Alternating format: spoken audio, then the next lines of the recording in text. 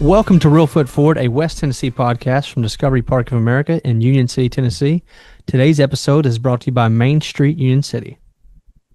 Thank you, Zach, and welcome everybody to Real Foot Forward, a West Tennessee podcast where we explore the history, the people, and the culture of our home right here in West Tennessee.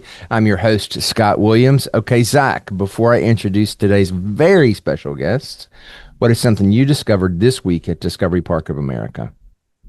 So this morning, actually, I went to the Tennessee room and discovered a little more on the stained glass windows we have in there. The three beautiful windows were installed in the original Union City schools in 1918 and 1919 by the senior classes of those years. Interestingly, they were thought to be lost for about 40 years until workers cleaning out the superintendent's office in the new school discovered them and then donated them to the Obion County Museum, and now they're here at Discovery Park of America. That's an interesting discovery. Discovery Park is all about wanting to expose people to ideas and things that they didn't know about. And so that was something for me. That was a moment of curiosity when I read that on the little plaque. And so I went and looked up who that teacher was that they dedicated it, that they had dedicated it to. And I found her obituary and some tributes to her. I mean, she died 100 years ago. So anyway, so I thought that was kind of an interesting metaphor for what we do here at Discovery Park. And speaking of inspiring children and adults to see beyond, our guest today is Tyler Ford, Vice President of Workforce at Tennessee Achieves, where he leads efforts to connect education with opportunity for students across Tennessee. Welcome, Tyler.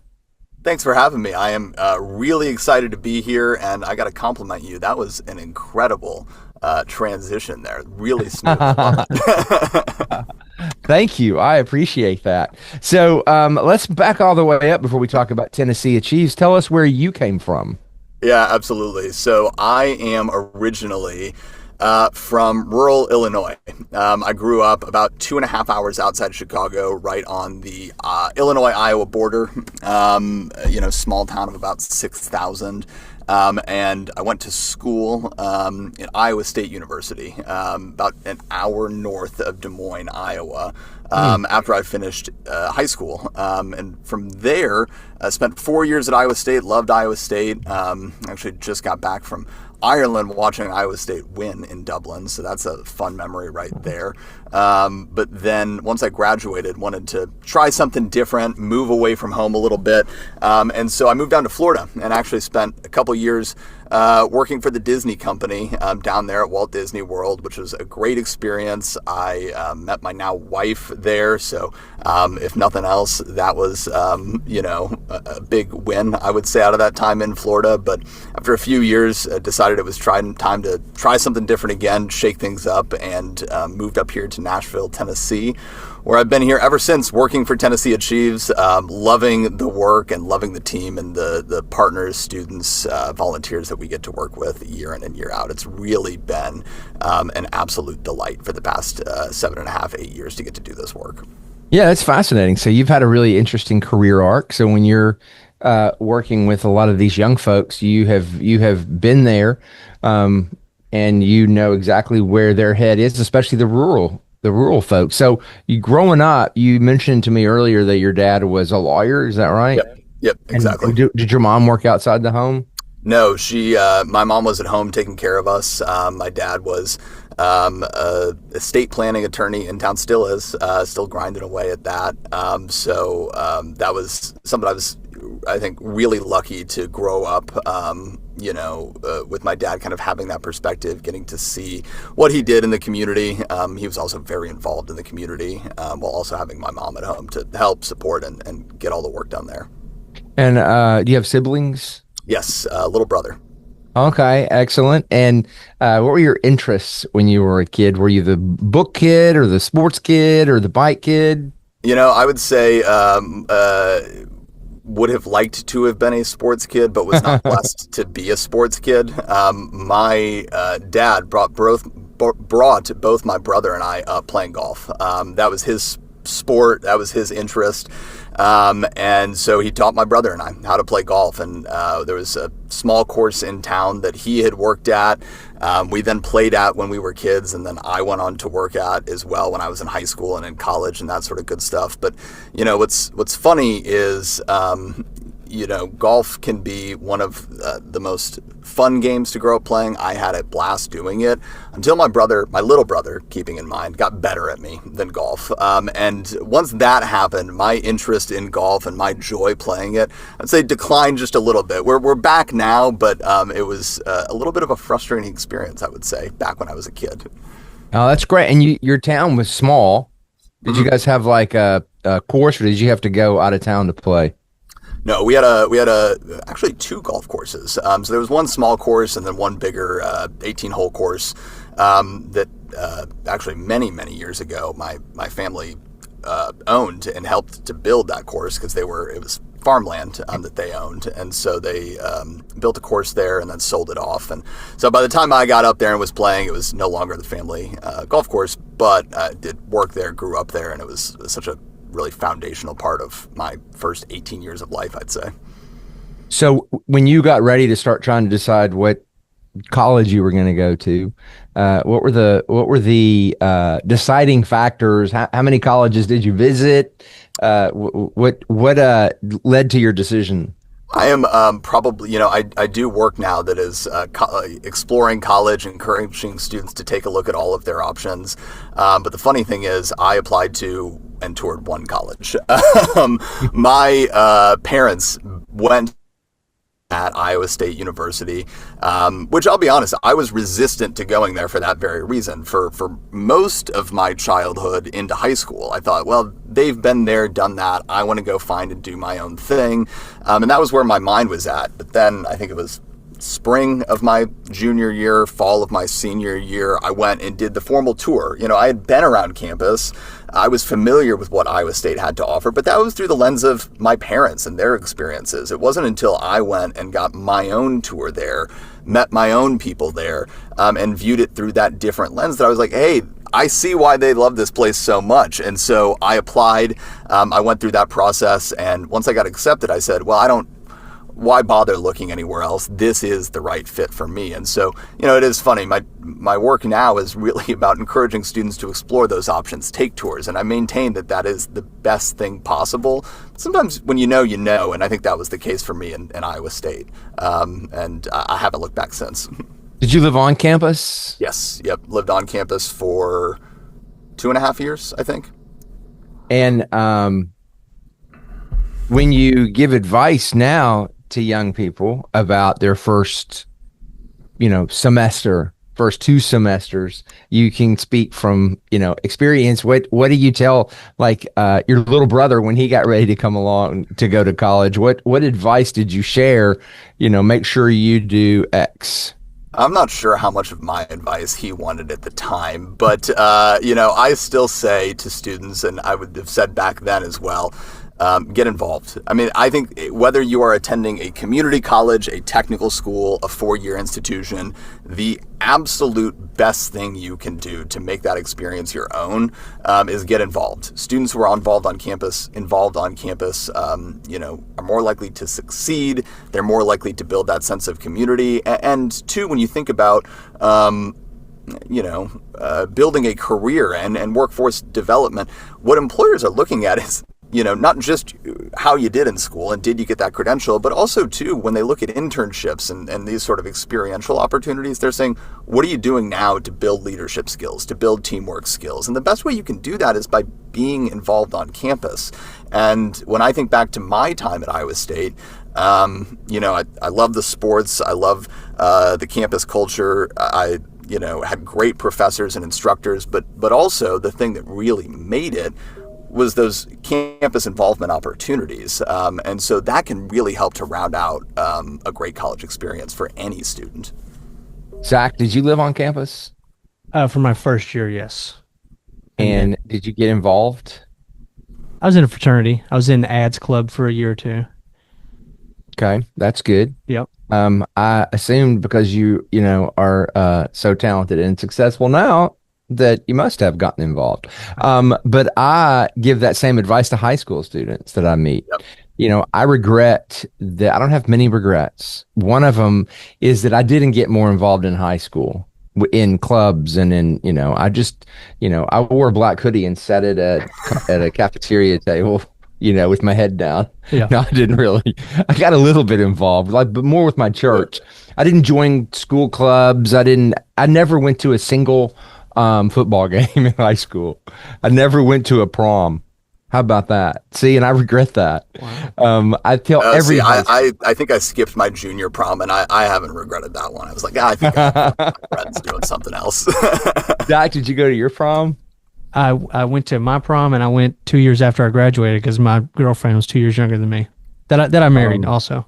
Oh, that's good. So it had a happy ending. Yeah, there you go. I was going to make fun of you, except that my wife is 7 years younger than me. So, so Tyler, you ended up. What was your major? Public relations and political science. Oh, excellent. Yep. And so, what did you dream of doing? Like, what did little college Tyler think he was going to do? He didn't know. It is. I grew up. One of the cool things about growing up right on that Iowa border is at the time it was where all the presidential primary, the first caucus that ran out of. And so I grew up really exposed to politics. And I was a kid interested in the news, who was running for what.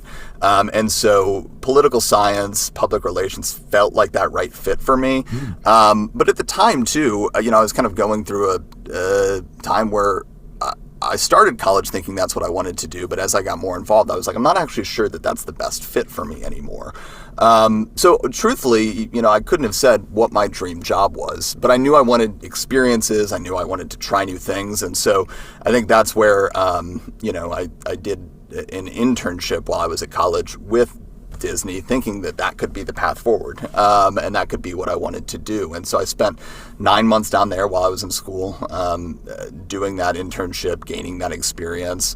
Really, so I want to hear more about that. So how did you find out about it? When I was around that same age, I had in my wallet, and I carried it around for years, a little ad that was about cruise ship jobs, and that was kind of my escape hatch. As I thought, what, I'm going to apply to work on a cruise ship. So did you just run across a flyer and think, I'm going to try that? Basically, we went on a vacation there when I was 13, and my parents were talking to someone, I think working in one of the gift shops, and they had Iowa State on their name tag, and they said, "Oh, that's so interesting. Tell me about that." And Disney runs a college internship program where you come down, work for 9 months to a year, and you kind of get your foot in the door. And so I latched onto that when I was 13, and then years later was looking for something new to try, and applied and got that chance, which was a lot of fun.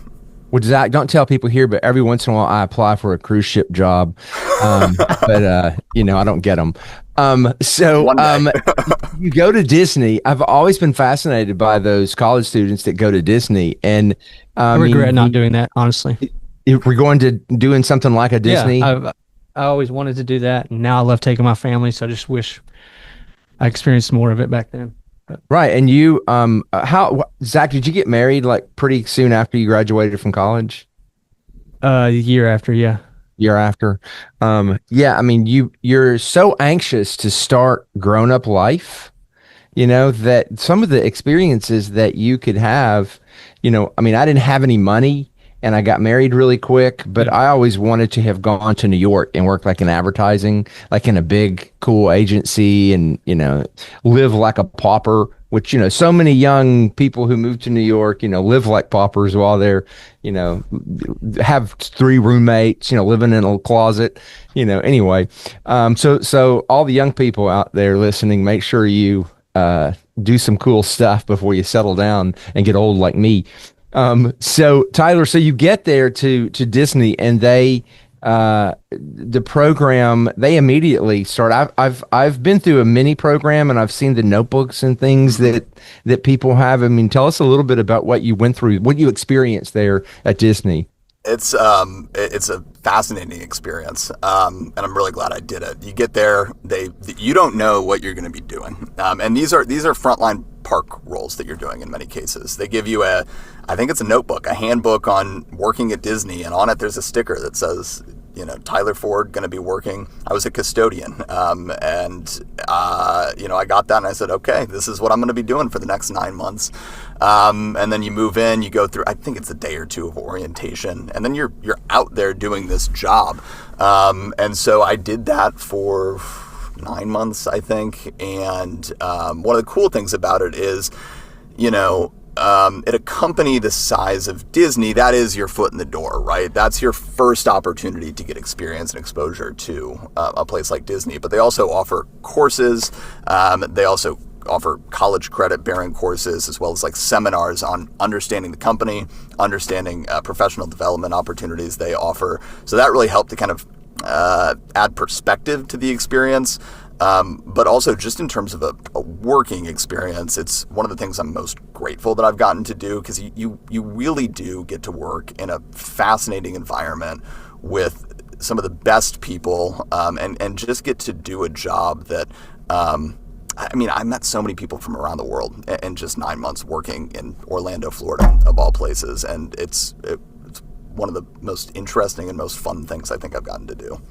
Well, and there's you develop sort of camaraderie with this group of people that are all in your same shoes. Yep. And, I have two of my best friends, Craig and Marv, when I was about that age, college age, they went to be lifeguards at Jim and Tammy Faye Baker's PTL.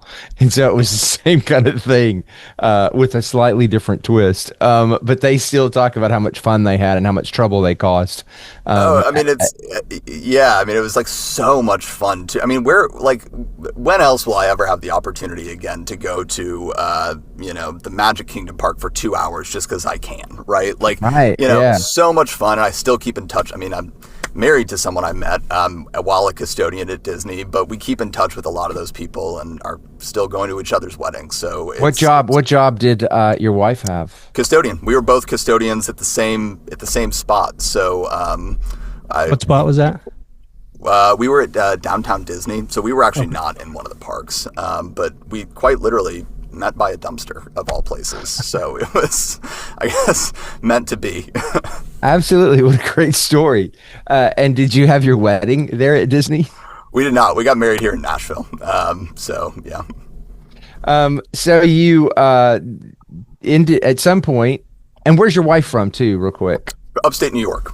Okay, so she's from upstate New York. Yep. Things end, and everybody has to go back home. Yep. Do you guys long distance date, or did you get married right after that? No, we went back to school. So we had about 1.5 to 2 years of school left. So we did long distance, and then when we both graduated, we said, let's go back to Disney. That's what we know. And so I got like a office type internship working with the education programs there, actually. And she went back to working for Disney as well. And we did that for about a year after we graduated, before we moved back up here moved to Nashville for the first time.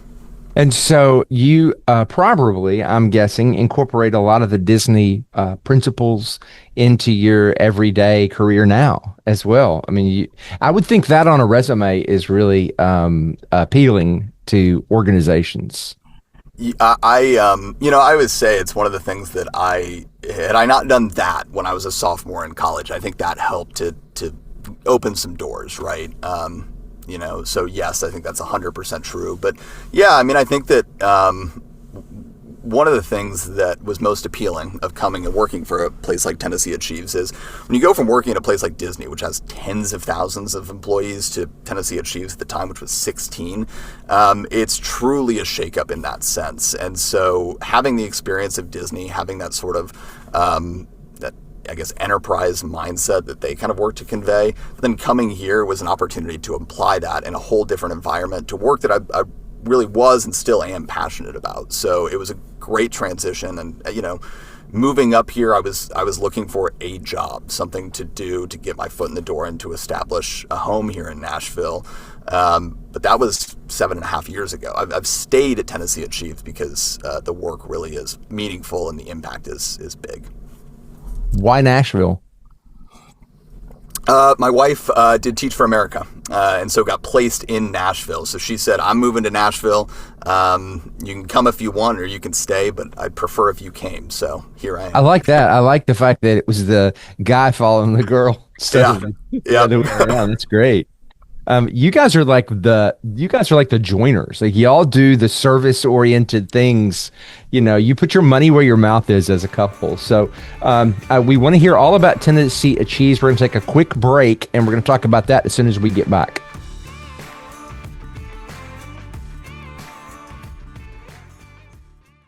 Looking for something fun to do while in Union City?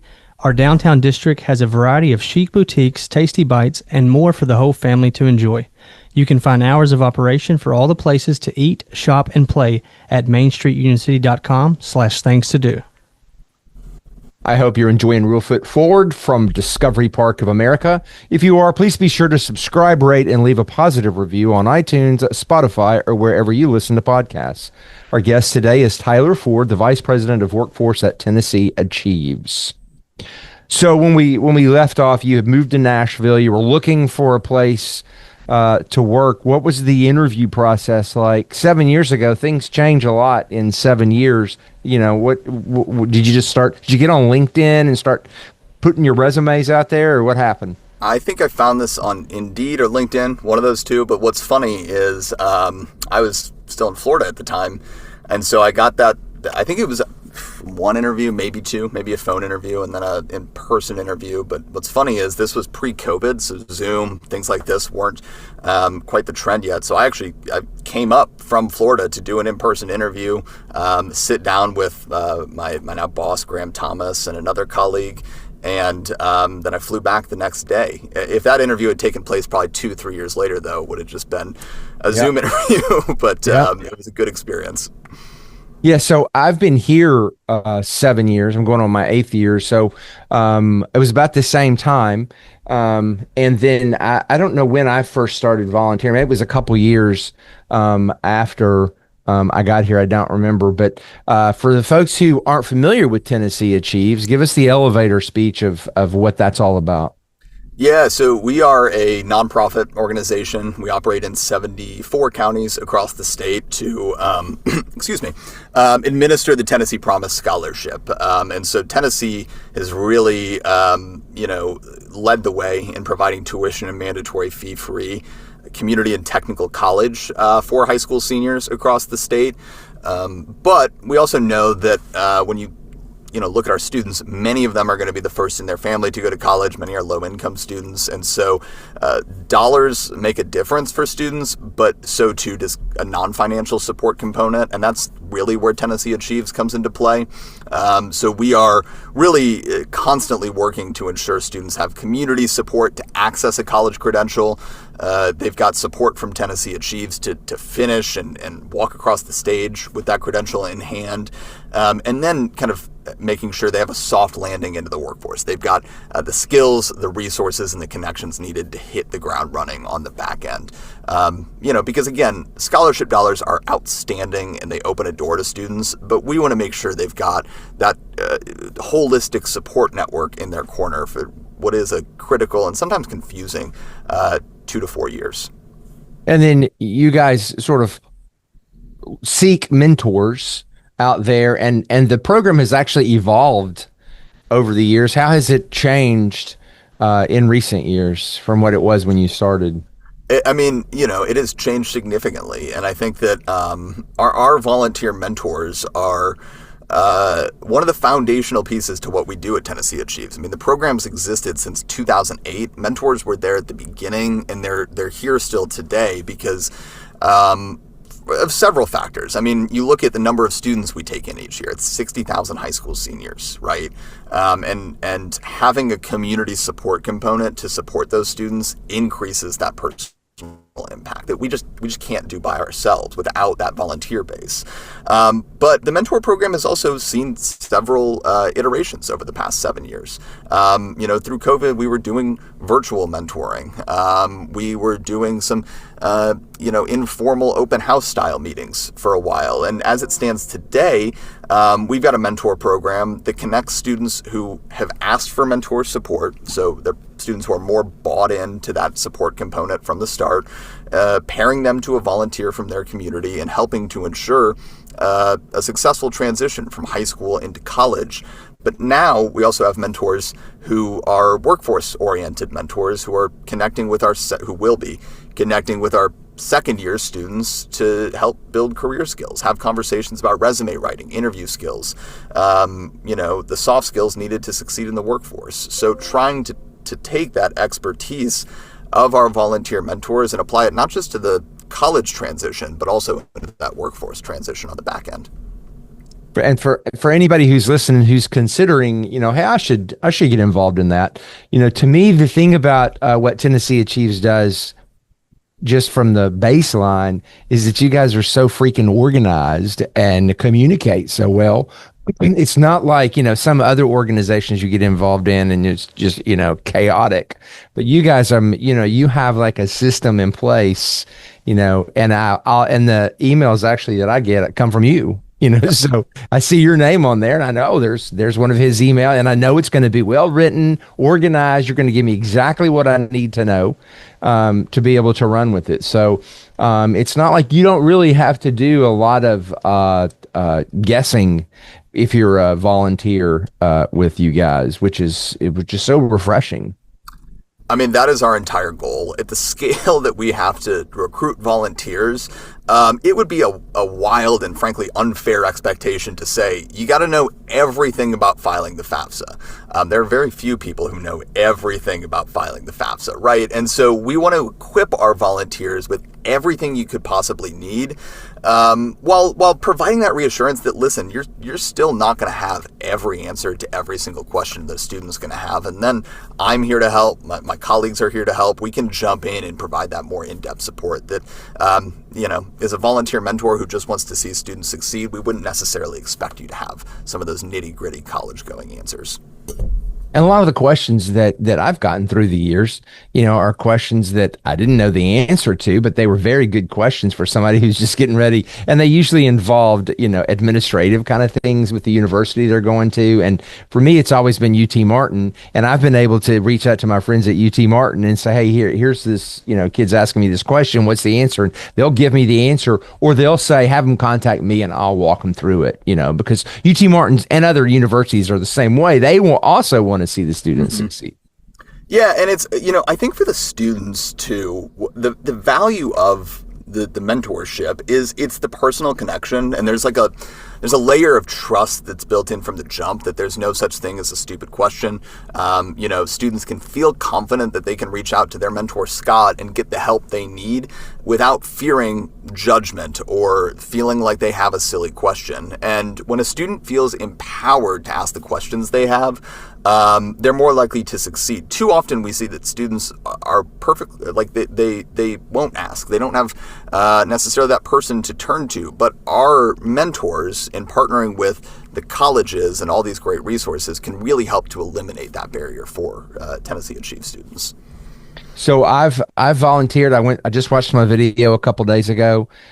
Hit submit. So I'm sure it goes right to your computer. You said, "Oh, Scott finished his watching." Yes. And so at some point pretty soon, I'm going to get an email back from you that's going to tell me who my mentees will be.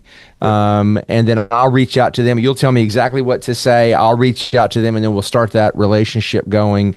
And then hopefully they'll benefit from it, and it'll help them continue their education.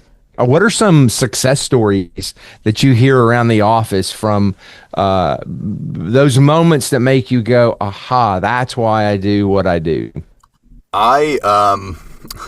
Every year there are a few mentors who, and I love these because they kind of pop up out of nowhere. Sometimes mentors who've been with us for 5 to 6 years, and they reach out in the spring and they say, hey, I'm having a tough time getting in contact with this student, right? I can't get through to them. And maybe they'll reach out a month later and say, well, I got this one response, but they're still trying to figure out what they're going to do. And I had a mentor reach out this past summer and say, I had a student who had given me one-word responses, hadn't really been that in touch in February, March, and April. But then in May, the student reached out and said, I have to make a choice as far as where I'm going to college next fall.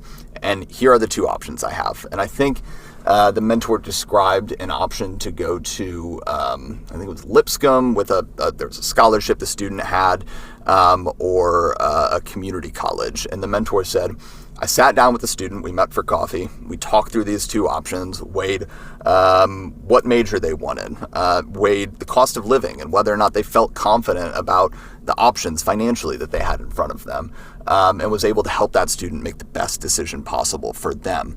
And ever since then, the best thing about that is the student has been in pretty constant contact with the mentor.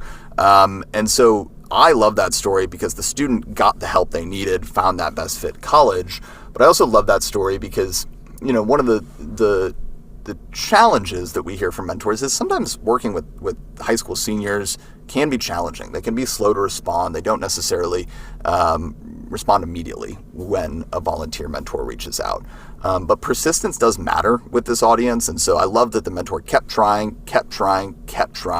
and eventually kind of the dam broke, right? And the student was really connected throughout the summer. And we hear stories like that all the time about how that 30-minute coffee, that 45-minute conversation can really help to trigger a great outcome for students. Now, there's a volunteer component to Tennessee Achieves as well. Why don't you tell us a little bit about that? Yeah, so again, much like mentorship, community service has been with the Tennessee Achieves program since the very beginning, really with the belief that students are getting scholarship dollars, they're getting community support, and so having a little bit of skin in the game is important as part of this program. And so students are required to complete 16 hours of volunteer service each year in order to receive the Tennessee Promise Scholarship. And so that can mean volunteering at an animal shelter, a food pantry, a community cleanup project. We also count job shadowing towards this requirement. And so what I love about the volunteer component is that from a workforce component, right, students all the time are going out and completing job shadowing hours to complete this requirement, which is great, and that is huge. But also just knowing that through Tennessee Achieves, students are getting out there, volunteering, likely at higher rates than they would be otherwise, and building those connections in their community is absolutely huge. Because, if you want to talk about not just helping students pursue their goals and earn a college credential, we also want to help, communities to thrive. And so when students volunteer, when they get those sort of experiences, they're building deeper connections to their community that hopefully they continue to give back for years and years and years. And so volunteering is another one of those things that is foundational to what we do at Tennessee Achieves, and I can't see it going anywhere because it's so important to building those community connections for our students. Well, and as a nonprofit, Discovery Park, we do economic impact studies, and we, look at what would the world here in Northwest Tennessee be like without Discovery Park. And let me just, spoiler alert, it's bleak. So I know you guys do similar research, and throw out a few of your talking points on what would the world be like without Tennessee Achieves. There's three big things this year there's a few big things that we're really looking at. The first one is that when we look at our graduates, and we just surpassed this past spring 53,000 graduates all time. 84.7% of Tennessee Achieves graduates go on to live and work in Tennessee. That is huge when we're talking about building Tennessee's future workforce. To know that when students earn that credential, they're staying put. By design, we want students, like I just said, continuing to volunteer, continuing to pour into their community, and continuing to help build prosperous communities across Tennessee. So that one is really top of mind as we talk about the program. We also see, we recently released a rural impact study and found that Tennessee Achieves has had about an $18.9 billion economic impact in rural communities across the state through increased wages for students who go on to earn a technical certificate, associate's degree, and advance their education past high school. And so these two factors combine to tell us that, this work matters, right? When you're talking about helping students to succeed, helping communities to succeed. Economic impact matters. Knowing students are living and working in their communities matters, and that's an impact we want to continue to make for years and years and years. And certainly mentorship and community supports are vital to continuing to make that impact. So if someone's listening and they've been meeting to try to find a way that they could get involved in something, and this might be something they're interested in, where can they go to get more information about Tennessee Achieves? To your point, we try to make this as easy as possible, and learning more, registering, really easy as well. You just have to visit our website, tnachieves.org/mentors. We got a lot of great additional information on our website, so that's a helpful resource. But I would also add, you can always reach out to our team. My email address is tyler@tnachieves.org. I'd love to have a conversation about mentorship, about how you can get involved, because we are looking at a deadline that's coming up here in mid-November, on November 14th, and there's a significant need for volunteers still across the state. And so if you're interested in learning more, certainly visit our website, certainly reach out to our team, and we'll get you plugged in with students. Well, thank you for all the great work you're doing, and thank you for being on our podcast today. Thank you so much for having me. I enjoyed this. And thanks to all you listeners who've joined us today at Discovery Park of America. Shout out to our friends over at Main Street Union City for sponsoring today's episode. Our mission here is to inspire children and adults to see beyond. To plan an experience here for you and your family, visit discoveryparkofamerica.com.